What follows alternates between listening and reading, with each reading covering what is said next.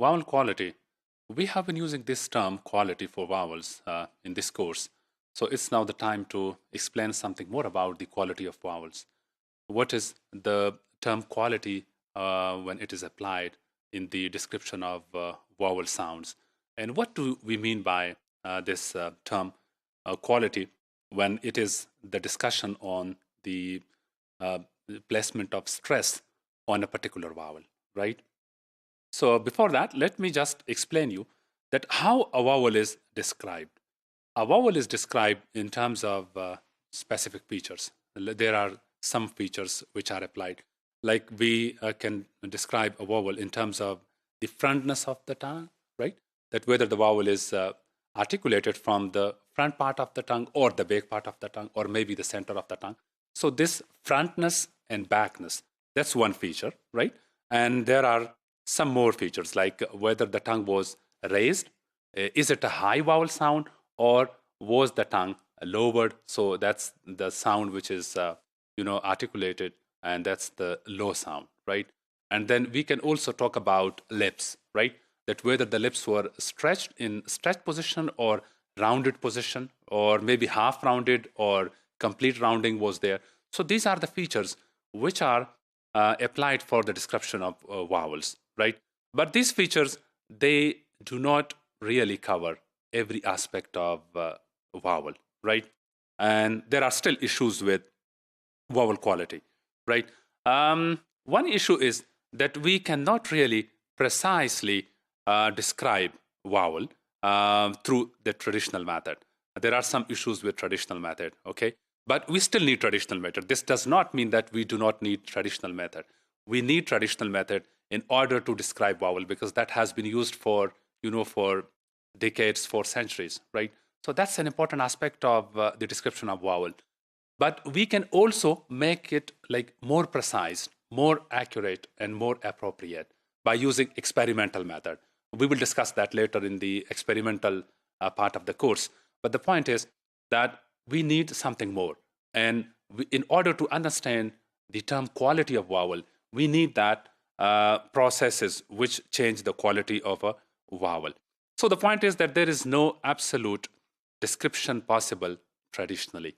And those are the approximations which are used.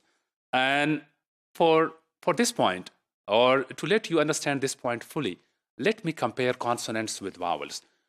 In consonants, when we call that it's a stop consonant, we know that what is taking place, right? Like there is a complete blockage and then all of a sudden the pressure is released. That is a stop. And for fricative, complete blockage, but the release is slowly or like in shape of turbulence, right? It's not the sudden release. And that's the difference between stop and fricative. This is a clear-cut difference, a clear-cut distinction between the two sounds. But in the case of vowels, such a clear-cut distinction does not exist, right? And that's an important point for the students of phonetics and phonology. We need to know that how is this quality type of thing involved? And how can we describe this quality in vowel, right? So for that purpose, the point is that there are so many midways. In consonants, there is no midway. A sound is either a stop or a fricative. But in the case of vowel, there are so many midways. And in order to let you understand this concept of midway, let me give you an example. Like the difference between a high vowel, like E, right? He. In he, the vowel E, that's a high vowel. And then like the mid vowel, A, like the sheep sound, okay? Like be or hey. So this hey, there is a possibility that still there is a sound. There is a sound between the two, which is a vocalic sound, right? If you just use these two sounds, like in hat and he, and you try to pronounce them slowly, and you start with a, and then go up to the E sound, like a. So you would see the difference, right? Or if you start with E and then come down to the mid, like starting from the high sound and then come down to the mid level, like E, right? You can do it in the mirror, right? You can see this process, right? But the point is that these front vowels, like starting from E and then A, right?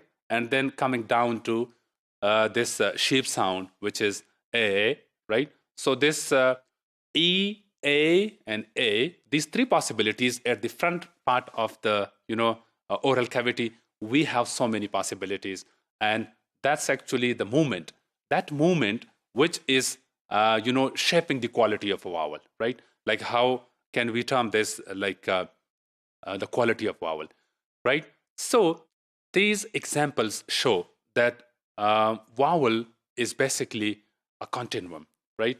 A continuum because there is the possibility that we can articulate that vowel not exactly, not accurately from that particular point, and we cannot be able to describe that vowel from that particular corner, but these are approximations, and these approximations are important. And a sound is basically a continuum.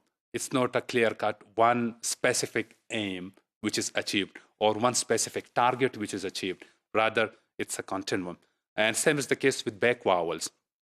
You can start with oo, oo, and then you can come down like the high oo vowel, back vowel, and you can come down to the vowel like ah, right? So oo and then ah, you can see the difference. That how much high is oo, and then how much lower is ah, right? So these traditional, methodologies for the configuration of vowels, for the description of vowels, they give us important hints. But still, we can talk about the quality of vowels, that the quality is something more than that. And we can just call a sound as a continuum, that it's a continuum process, right? And we are trying to describe a vowel. And then in order to describe a vowel, we should know that this process is the quality of a vowel. And then it is changeable. It is subject to change across, communities, across individuals. And the targets are not precisely described, but those targets are actually the aims which are focused. And maybe these movements, basically, these movements, or maybe these, changes which are taking place, these are the allophones of vowels. Think about it.